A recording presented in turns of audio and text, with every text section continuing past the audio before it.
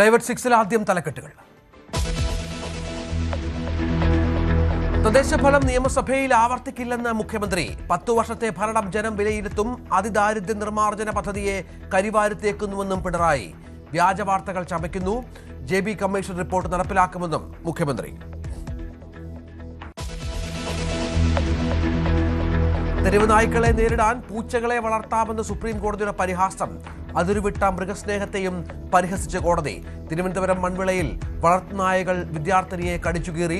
നായ്ക്കളുടെ ആക്രമണത്തിൽ ശസ്ത്രക്രിയ പോലും ദുഷ്കരമായ നിലയിൽ മുറിവുകൾ.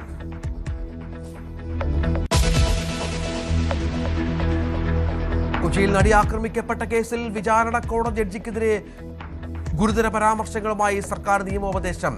മെമ്മറി കാർഡ് ചോർന്ന കേസിൽ സംശയനിഴലായതിനാൽ വിധി പറയാൻ അവകാശമില്ലെന്ന നിയമോപദേശത്തിൽ. ദിലീപിനെതിരായ തെളിവുകൾ പക്ഷപാതപരമായി തള്ളിയെന്നും ഡയറക്ടർ ജനറൽ ഓഫ് പ്രോസിക്യൂഷൻ.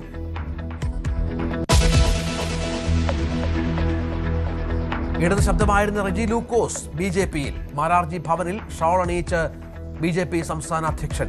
ദ്രവിച്ച ആശയങ്ങൾക്ക് ഇനി പ്രസക്തിയില്ലെന്ന് റെജി. ഏത് രാഷ്ട്രീയ പ്രസ്ഥാനത്തിലും പ്രവർത്തിക്കാൻ സ്വാതന്ത്ര്യമുണ്ടെന്ന് മന്ത്രി VN വാസവൻ. CPM കോൺഗ്രസ് അന്തർധാരയെന്ന് രമേശ് ചെന്നിത്തല. പിണറായി വിജയനെ വിമർശിച്ച ഇടനിരീക്ഷകൻ അഡ്വക്കേറ്റ് BN ഹസ്കറിന് CPMന്റെ ശാസന.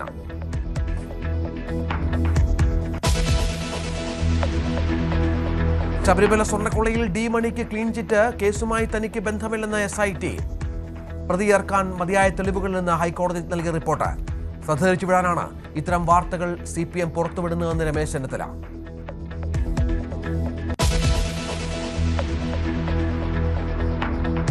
കേരള കോൺഗ്രസ് മാണിയെ UDFൽ എത്തിക്കാനുള്ള നീക്കം വെട്ടാൻ ജോസഫ് വിഭാഗം.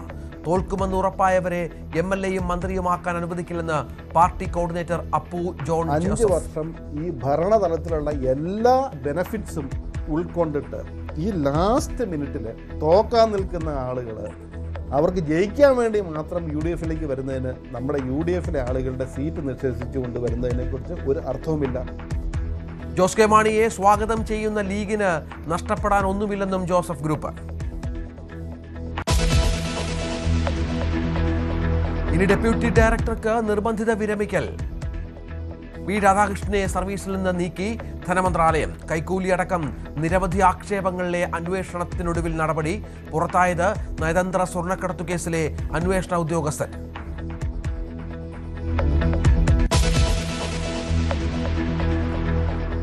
പരിസ്ഥിതി ശാസ്ത്രജ്ഞൻ മാധവ് ഗാഡ്കിൽ അന്തരിച്ചു. അന്ത്യം പൂനെയിലെ ആശുപത്രിയിൽ. വിട പറഞ്ഞത് പരിസ്ഥിതിയെ തൊട്ടറിഞ്ഞ ശാസ്ത്രജ്ഞൻ.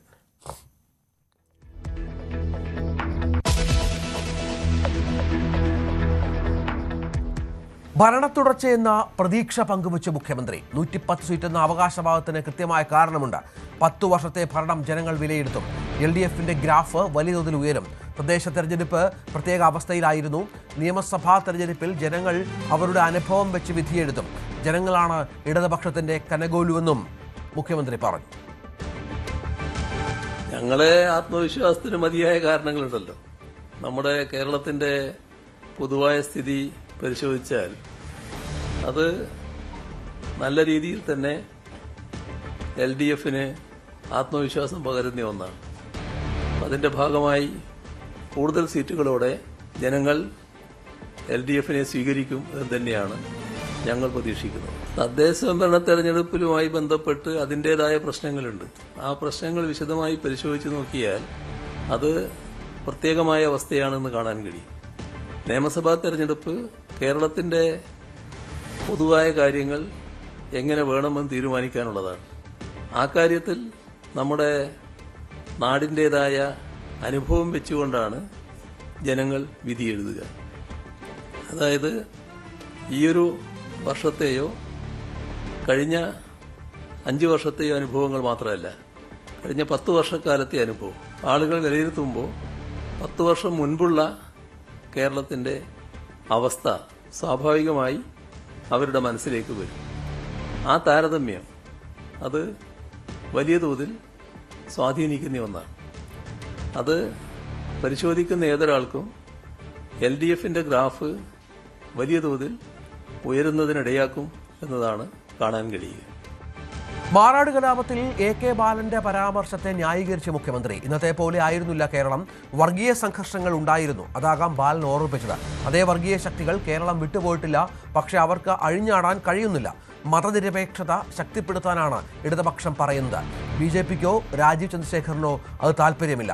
ന്യൂനപക്ഷങ്ങൾ സംഘടിത ശക്തി ഉപയോഗിച്ച് ഗവൺമെന്റിൽ നിന്ന് കൂടുതൽ ആനുകൂല്യങ്ങൾ നേടുന്നുവെന്നാണ് മുഖ്യമന്ത്രിയായിരുന്നപ്പോൾ ആന്റണി പറഞ്ഞത്. ഇതൊക്കെ പറഞ്ഞുകൊണ്ടാണ് ആന്റണി രാജി പ്രഖ്യാപിച്ചതെന്നും മുഖ്യമന്ത്രി കൂട്ടിച്ചേർത്തു. ഇന്നത്തെ കേരളം നമ്മുടെ രാജ്യത്തിന് മുന്നിലൊരു മാതൃകയാണ്. അതായത് വർഗീയ സംഘർഷങ്ങളില്ല, വർഗീയ കലാപങ്ങളില്ല. എന്നാൽ അതിൽ നിന്ന് വ്യത്യസ്തമായ ചിത്രം കേരളത്തിലുണ്ടായിരുന്നു. അതാണ് സഖാവ് AK ബാലൻ ഓർമ്മിപ്പിച്ചത് എന്നാണ് ഞാൻ കരുതുന്നത്. ഇപ്പോൾ മാറാട് കലാപത്തെക്കുറിച്ച് പറഞ്ഞല്ലോ, അതിനിഷ്ഠുരമായ ഒരു കലാപമായിരുന്നല്ലോ അത്. ആ കലാപം നടന്നതിന് ശേഷം അന്നത്തെ മുഖ്യമന്ത്രി അവിടെ സന്ദർശിക്കാൻ പോവുകയാണ്. അപ്പോൾ ഒരു സംഘം, അത് RSS ആണ്, അവര് നിബന്ധന വെക്കുന്നു,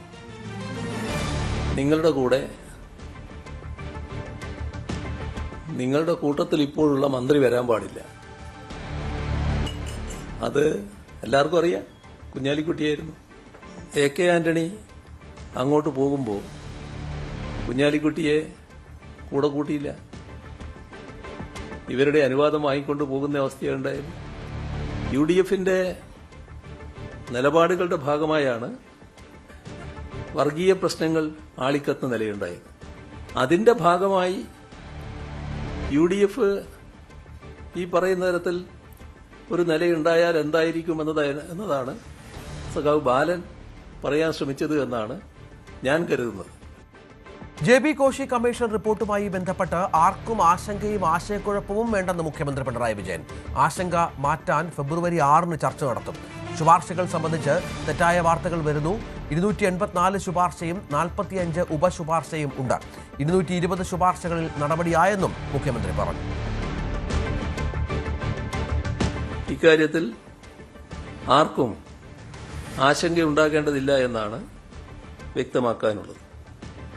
ഇത് സംബന്ധിച്ച് ഒട്ടേറെ ആശയക്കുഴപ്പങ്ങളും അവ്യക്തതകളും നിലനിൽക്കുന്നതുകൊണ്ട് ഇതുമായി ബന്ധപ്പെട്ട് കാര്യങ്ങൾ അറിയാൻ താൽപ്പര്യമുള്ള ന്യൂനപക്ഷ വിഭാഗത്തിലെ ഒട്ടേറെ സംഘടനകൾ അവരെ ഫെബ്രുവരി 6 വെള്ളിയാഴ്ച വിളിച്ചു ചേർക്കുന്നുണ്ട്. സെക്രട്ടേറിയറ്റിലെ മുഖ്യമന്ത്രിയുടെ കോൺഫറൻസ് ഹാളിൽ യോഗം ചേർന്നുകൊണ്ട് കാര്യങ്ങൾ അവരുടെ മുന്നിൽ വിശദമാക്കാൻ ഉദ്ദേശിക്കുകയാണ്. ലോ കേരള സഭയുടെ മറ്റൊരു എഡിഷന് കൂടി സംസ്ഥാന സർക്കാർ ഈ മാസം 29 മുതൽ 31 വരെ ലോ കേരള സഭ സംഘടിപ്പിക്കുമെന്ന് മുഖ്യമന്ത്രി അറിയിച്ചു. ലോ കേരള സഭ ധൂർത്തെന്ന മുൻ നിലപാടിൽ തന്നെയാകും പ്രതിപക്ഷം നിലകൊള്ളുക. VV അരുൺ ഏറ്റവും പുതിയ വിവരങ്ങളുമായി ചേരാൻ. അരുണ്, മുഖ്യമന്ത്രി ഇന്ന് പറഞ്ഞതിൽ പ്രധാനപ്പെട്ട ഒന്ന് ഭരണവുമായി ബന്ധപ്പെട്ട ആത്മവിശ്വാസമാണ്. അത് ഉണ്ടാകും, ജനം വിലയിരുത്തും എന്നും പറയുന്നുണ്ട്. മാറാട് വിഷയത്തിലുള്ള പ്രതികരണം ബാലന് അനുകൂലമായുമുണ്ട്. മറ്റെന്തൊക്കെയാണ് വിവരങ്ങൾ?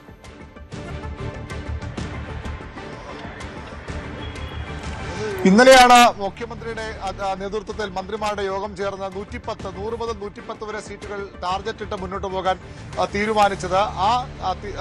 അത് എന്ത് ആത്മവിശ്വാസത്തിന്റെ അടിസ്ഥാന ചോദ്യത്തിലാണ് മുഖ്യമന്ത്രി മറുപടി പറഞ്ഞത്. ജനങ്ങൾ തീരുമാനമെടുക്കാൻ പോകുന്നത്, ജനങ്ങൾ വിലയിരുത്താൻ പോകുന്നത് ഒരു വർഷത്തെ കാര്യം മാത്രമാകില്ല. തദ്ദേശ തെരഞ്ഞെടുപ്പിൽ തിരിച്ചടി ഉണ്ടായെന്നത് വസ്തുതയാണ്. അതിന് മറ്റു ചില പ്രത്യേക സാഹചര്യം കൂടിയുണ്ട്, അവസ്ഥകൾ കൂടിയുണ്ട്. പക്ഷേ 10 വർഷത്തെ ഭരണം ജനം വിലയിരുത്തും. അങ്ങനെ വിലയിരുത്തുമ്പോൾ അതിനു മുമ്പുള്ള കേരളത്തെ പറ്റിയും വിലയിരുത്തും. സ്വാഭാവികമായും LDF UDF ഭരണകാലത്തെ കേരളത്തെ തമ്മിലുള്ള താരതമ്യം ഉണ്ടാകും. അവിടെ ഞങ്ങൾക്ക് അനുകൂലമാകും. അതിനുള്ള ആത്മവിശ്വാസമാണ് മുഖ്യമന്ത്രി പ്രകടിപ്പിക്കുന്നത്. മാറാടുമായി ബന്ധപ്പെട്ട് ജമാഅത്തെ ഇസ്ലാമിയുടെ ഇടപെടലുമായി ബന്ധപ്പെട്ടൊക്കെ AK ബാലന്റെ പ്രസ്താവനയെ തള്ളാതെയാണ് മുഖ്യമന്ത്രിയുടെ പ്രതികരണം ഉണ്ടായത്. AK ബാലൻ പറഞ്ഞത് UDFന്റെ കാലത്ത് വർഗീയ കലാപങ്ങൾ ഉണ്ടാകുമായിരുന്നു, LDFന്റെ കാലത്ത് ആ വർഗീയ കലാപങ്ങൾ ഇല്ല. ഇനി അങ്ങനെ ആരും ശ്രമിച്ചാൽ പോലും ശക്തമായ നടപടികളിലൂടെ അത് അടിച്ചമർത്താൻ സർക്കാരിന് കഴിയും. പഴയ കാലം ബാലൻ ഓർമ്മിപ്പിച്ചതാകാം എന്ന് പറഞ്ഞുകൊണ്ടാണ് ബാലനെ തള്ളാതെ മുഖ്യമന്ത്രി നിലപാടെടുത്തത്. ജമാഅത്തെ ഇസ്ലാമി അടക്കമുള്ളവ കേരള കോൺഗ്രസ് വന്നാൽ അവർ ആഭ്യന്തര വകുപ്പ് അവർ ഭരിക്കും, മാറാട് ഓർമ്മയില്ലേ എന്ന ചോദ്യമാണ് ബാലൻ മുന്നോട്ട് വച്ചത്. മാറാട് കലാപകാലം മുഖ്യമന്ത്രി പിണറായി വിജയൻ എന്ന് ഓർപ്പിച്ചു. അന്ന് VK കുഞ്ഞാലിക്കുട്ടി മന്ത്രിയായിരുന്നു. പക്ഷേ കുഞ്ഞാലിക്കുട്ടിയെ കലാപബാധിത പ്രദേശങ്ങളിലേക്ക് കൊണ്ടുപോകാൻ അനുവദിക്കില്ല എന്ന കടുത്ത നിലപാട് RSS സ്വീകരിച്ചു. അത് അതേപടി അനുസരിക്കുകയായിരുന്നു അന്നത്തെ മുഖ്യമന്ത്രി AK ആന്റണി ചെയ്തത്. പക്ഷേ അന്ന് പാർട്ടി സെക്രട്ടറി താനും അവിടെ പോയി, തന്നോടാരും അത്തരം തിട്ടൂരങ്ങൾ നൽകിയിരുന്നില്ല. അതാണ് LDF UDF തമ്മിലുള്ള വ്യത്യാസമെന്ന് മുഖ്യമന്ത്രി പറയുന്നു. വർഗീയതയെ എതിർക്കുന്നത് എന്നും ഇടതുപക്ഷ നിലപാടാണ്. അതിൽ ഓരോ കാലഘട്ടത്തിലും മാറ്റമുണ്ടാവുകയില്ല, സ്ഥായിയായ നിലപാടാണത്. പക്ഷേ UDF ചെയ്തത് എന്താണ് എന്ന് ചോദിച്ചുകൊണ്ട് UDFന്റെ പ്രധാനപ്പെട്ട നേതാക്കൾ, കോൺഗ്രസിന്റെ പ്രധാനപ്പെട്ട നേതാക്കൾ AK ആന്റണി ഉൾപ്പെടെയുള്ളവർ നേരത്തെ AK ആന്റണി മന്ത്രിസ്ഥാനം രാജിവെക്കുന്ന തൊട്ടുമുമ്പ് നടത്തിയ ന്യൂനപക്ഷ വിരുദ്ധ മുസ്ലിം വിരുദ്ധ പ്രസ്താവനകളുണ്ട്. മലപ്പുറത്തുള്ളവർ കൂടുതൽ ആനുകൂല്യങ്ങൾ സർക്കാരിനെ സമ്മർദ്ദത്തിലാക്കി നേടിയെടുക്കുന്നു, അത് അനുവദിക്കാനാകില്ല നിലപാട് ആന്റണി എന്ന് പറഞ്ഞത്.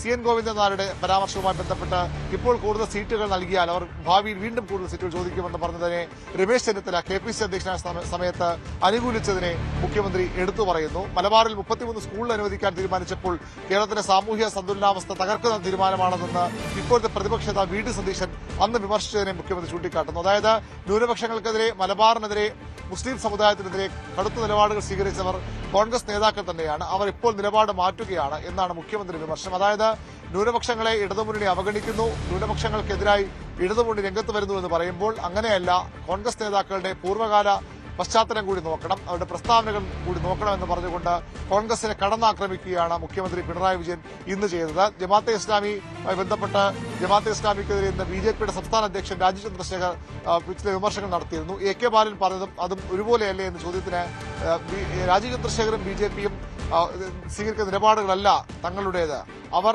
എപ്പോഴും വർഗീയ നിലപാടുകൾ സ്വീകരിക്കുമ്പോൾ മതേതര നിലപാടുകളാണ് ഞങ്ങൾ സ്വീകരിക്കുന്നത് പറഞ്ഞുകൊണ്ടാണ് മുഖ്യമന്ത്രി രാജീവ് ചന്ദ്രശേഖരനെ തള്ളിപ്പറഞ്ഞത്. ഏതായാലും ജമാഅത്തെ ഇസ്ലാമി UDF കൂട്ടുകെട്ടിനെതിരെ ശക്തമായ പ്രചരണം നടത്താൻ തന്നെയാകും ഇടതുമുന്നണിയുടെ തീരുമാനം. BJP അക്കാര്യം നേരത്തെ വ്യക്തമാക്കിയിരുന്നു. BJPയും CPMഉം ആ വിഷയത്തിൽ കോൺഗ്രസിനെ കടന്നാക്രമിക്കുകയാണ്. വരുന്ന നിയമസഭാ തെരഞ്ഞെടുപ്പിൽ ഏറ്റവും പ്രധാനപ്പെട്ട വിഷയങ്ങളിലൊന്നായി അത് മാറുമെന്നും ഉറപ്പാണ്. ഏതായാലും മുഖ്യമന്ത്രി പിണറായി വിജയന്റെ വാർത്താ സമ്മേളനം ഇനി ആഴ്ചതോറും ഉണ്ടാകാനുള്ള സാധ്യതയാണ് നമ്മൾ കാണുന്നത്. 25-ാം തീയതി അദ്ദേഹം നടത്തി, പിന്നീട് ജനുവരി 1 നടത്തി, ഇപ്പോൾ വീണ്ടും ഈ ആഴ്ചയും വാർത്താ സമ്മേളനം നടത്തുക. 24 അദ്ദേഹം നടത്തിയിരുന്നു. ആദ്യം ഇന്നും വാർത്താ സമ്മേളനം നടത്തുകയാണ്. തുടർച്ചയായി മാധ്യമ ഇടപെടലുകൾ നടത്താൻ മുഖ്യമന്ത്രി തീരുമാനമെടുത്തിരിക്കുന്നു. തെരഞ്ഞെടുപ്പ് വളരെ കുറച്ച് ദിവസങ്ങൾ മാത്രം അകലെയാണ്. കൃത്യമായി കാര്യങ്ങൾ ജനങ്ങളോട് വിശദീകരിക്കാൻ മാധ്യമങ്ങളെ തന്നെ ഉപയോഗിക്കാൻ മുഖ്യമന്ത്രി തീരുമാനമെടുക്കുകയാണ്.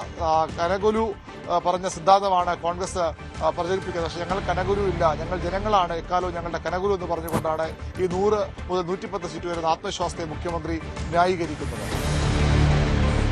ശരി, അരുണാണ് വിവരങ്ങൾ പങ്കുവച്ചത്. അതിരുവിട്ട മൃഗസ്നേഹത്തെ ഇന്നും പരിഹസിച്ചു സുപ്രീം കോടതി. തെരുവുനായ്ക്കളെ നേരിടാൻ പൂച്ചകളെ വളർത്താമെന്ന് കോടതി പരിഹസിച്ചു.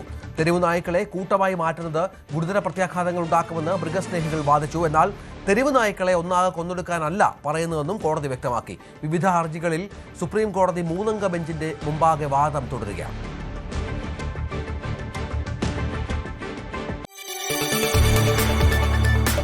കൂടുതൽ വാർത്തകൾക്ക് News 18 Kerala YouTube channel subscribe ചെയ്യുക.